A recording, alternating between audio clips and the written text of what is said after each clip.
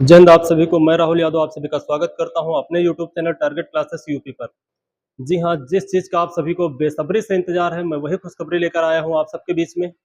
और आप सभी को पता है, जो उत्तर प्रदेश पुलिस का री एग्जाम है, उसकी जो उसमें जो चल रहा है, सरकारों द्वारा लगातार कंपनियों को ब्लैक लिस्ट करना, जो है नई 4 कंपनियों को कार्यभार देना, कंपनी ए, कंपनी बी, कंपनी सी और डी, और सभी कंपनियों का अलग-अलग कार्य होना। इन सब के बीच हम लोग थोड़ा-सा ये थे कि क्या पेपर ज़्यादा लेट होगा? पेपर एग्ज़ाम की जो डेट है वो अभी लंबा इंतज़ार करना होगा। लेकिन मैं आप सभी को बता दूँ, आज एक नई न्यूज़ आई हुई है जिसकी जानकारी मैं आप सभी को देने आया हूँ।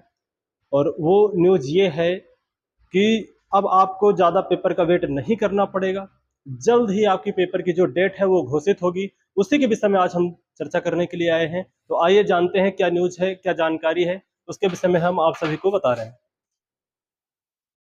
आज एक दिया गया है कि परीक्षा केंद्रों की सूची 27 तक दें। ठीक है, ये जो 27 तारीख दी गई है, यानी 27 जून तक देना है। ठीक है, ये जो है इसको 27 तारीख तक जो है आयोग को देना है, इस चीज़ की जो मांग की गई है। और उसमें कहा गया है, पूरा ये पढ़ के आपको मैं सुना देता हूँ। इसमें कहा गया, लखनऊ विशेष संवाददाता मुख्य सचिव दुर्गा शंकर मिश्रा ने कहा है कि पुलिस की भर्ती परीक्षा के लिए जिलाधिकारी की अध्यक्षता में गठित कमेटी द्वारा परीक्षा केंद्रों का चयन कर लिया। इसकी सूची 27 जून तक भर्ती बोर्ड को उपलब्ध करानी होगी। ठीक है दोस्तों, मैं आपको बता दूं, आज है 26 जून और 27 जून यानी कल इसकी सूची जो है वो भर्ती बोर्ड को उपलब्ध कराना होगा। ये चीज यहाँ पर कही गई है। फिर मुख्य सचिव ने मंगलवार को वीडियो कॉन्फ्रेंसिंग के जरिए मंडलायुक्तों व जिलाधिकारियों एवं वरिष्ठ पुलिस अधिकारियों को यह निर्देश दिए, जिन्होंने कहा कि सेंटर्स का चयन 2 श्रेणी में किया जाना है।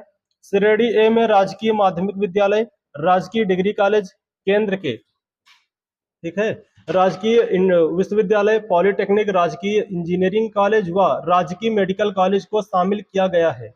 ये बात यहाँ पर कही गई है। और श्रेणी बी में सुविधा संपन्न वित्त पोषित शैक्षणिक संस्थाओं को शामिल किया गया है जो काली सूची में ना हो, संदिग्ध व विवादित ना हो, परीक्षा केंद्र यथा संभव नगरीय क्षेत्र में हो।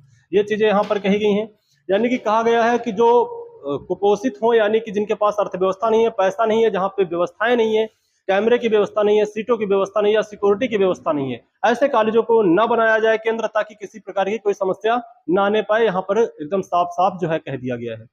ठीक है, और आगे कहा गया है, पुराने कानूनों में कार्रवाई होगी। मुख्य सचिव ने कहा है कि 1 जुलाई से भारतीय न्याय संहिता 2023, भारतीय नागरिक सुरक्षा संहिता 2023 और भारतीय साक्ष्य अधिनियम 2023 से लागू होगा। 1 जुलाई से नए कानून के मुताबिक कार्यवाही होगी। 1 जुलाई से पूर्व दर्ज मुकदमों में पुराने कानूनों के आधार पर ही कार्यवाही होगी। ये बात यहाँ पर कही गई है। यानी कि जो अपडेट है, आपकी बार जो कॉलेज बनाए जाएंगे, जिन कॉलेजों में कोई दाग या धब्बा नहीं होगा, किसी प्रकार की काली यानी कि सही आप बदनाम नहीं हुए होंगे, कोई केस उनके ऊपर दर्ज नहीं होगा, ऐसे केंद्रों को आपकी बार जो है तैयार किया गया है। तो हमारे हिसाब से बहुत बढ़िया है। पेपर भले ही आपका 10 दिन 15 दिन लेट हो, लेकिन कम से कम बेदाग होना चाहिए, निष्पक्ष होना चाहिए, जिसमें पढ़ने वाले बच्चों का चयन हो सके। और यहाँ पर दुख हमें तब होता है जब एक पढ़ने वाला बच्चा बाहर होता है, एक नकल यानी पैसों के देकर जो खरीद लेते हैं पेपर, उन बच्चों का सिलेक्शन होता है, तो हम सबको बहुत ज्यादा दुख होता है। इसलिए भले ही भर्ती जो है 15 से 20 दिन बाद पेपर हो, लेकिन निष्पक्ष और अच्छे से होना चाहिए। इसलिए इसमें हम जो है सरकार के इस कार्य से हम लोग सहमत हैं। ठीक है, आगे कुछ चीजें दी गई हैं, इनको देखिए। वीडियो कॉन्फ्रेंसिंग से दे सकेंगे गवाही डीजीपी। पुलिस महानिदेशक प्रशांत कुमार ने बताया कि नए कानून में अपराध स्थल से लेकर जांच और मुकदमे तक की प्रक्रियाओं को तकनीकी से जोड़ा गया है। गवाहों को वीडियो कॉन्फ्रेंसिंग के जरिए गवाही देने की भी आजादी होगी। नई तकनीक के जरिए मामले के निरंतर में तेजी आएगी और न्याय जल्दी मिलेगा। उन्होंने कहा कि फार्मर रजिस्ट्री तैयार करने को लेखपाल, तकनीकी सहायक, बीटीएम, पीटीएम, कृषि सखी आदि तथा जनपद एवं तहसील स्तरीय मास्टर ट्रेनर्स की नियुक्ति समय से सुनिश्चित कराया जाए। यानी जो टीचर्स की नियुक्ति करनी है वो समय से नियुक्ति कराया जाए, इसमें बिल्कुल जो है लेट ना किया जाए। ये यहाँ पर सख्त निर्देश दिए गए हैं। 30 जून 2024 से क्रमिकों का प्रशिक्षण करा लिया जाए। बैठक में अपर मुख्य सचिव कृषि देवेश चतुर्वेदी, अपर मुख्य सचिव गृह दीपक कुमार, प्रमुख सचिव नियोजन आलोक कुमार, प्रमुख सचिव नमामि गंगे अनुराग श्रीवास्तव जी उपस्थित थे। ये सारे लोग थे, इनके सामने ये बात डीजीपी के द्वारा कही गई है। तो अब आप लोग समझ सकते हैं कि जो पेपर को लेकर सरकार एकदम एक्टिव हो चुकी है। सरकार लगातार अपडेट के ऊपर अपडेट दे रही है और आज ये जारी किया गया और कल तक ये सूची मांगी गई है कि जितने भी स्कूल सेलेक्ट किए गए हैं उनकी जो सूची है वो भर्ती आयोग तक पहुंचाई जाए।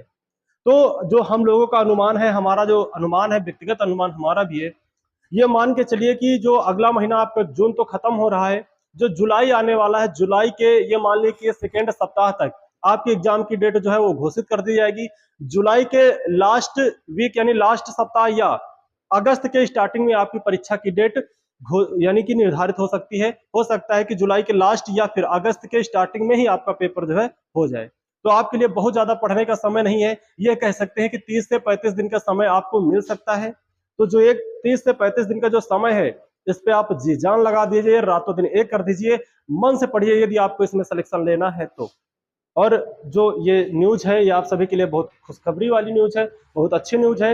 इसके तहत आपका पेपर होगा, ये सारी जानकारी मैं आपको बार बार यानी समय समय से आपको मैं पहुंचा रहा हूँ, ये मेरा काम भी है, ठीक है। तो जो जानकारी थी मैंने वो आपको बता दिया है और ये बहुत अच्छा हुआ है कि अभी एक चीज आप और समझ सकते हो, इस बार जो भाजपा सरकार है वर्तमान में केंद्र और राज्य में दोनों जगह पर है, इस सरकार को बच्चों के यानी कि बच्चों की सुनवाई न करने की वजह से जो अभी चुनाव हुए हैं, इन चुनाव में उन्हें बहुत तगड़ा झटका लगा है। यूपी से सरकार को एक करारी हार देखने को मिली है, जिसकी वजह से अब की बार हमारे सीएम साहब उत्तर प्रदेश की अपनी सीट जो है बचाना चाहते हैं, अपनी सीट को बरकरार रखना चाहते हैं। इसलिए वो हर कदम बच्चों के लिए वो कदम उठाएंगे जो उनके लिए जरूरी होगा। नया कानून बन चुका है, वो भी आपको पता है कि जो पेपर माफिया यानी पेपर लीक कराने वाले गिरोह अगर उनका पर्दाफाश होता है, पकड़े जाते हैं, तो उनके ऊपर 1 करोड़ रुपए का जुर्माना, आजीवन कारावास, ये सारे नियम लागू कर दिए गए हैं और ये बहुत ही अच्छे नियम है, होना भी चाहिए। तो ये सारी चीजें हैं, तो आपको पता है कि आयोग और सरकार जो हमारी है वो एकदम एक्टिव हो चुकी है, एकदम अपने एक्शन मोड पे आ चुकी है।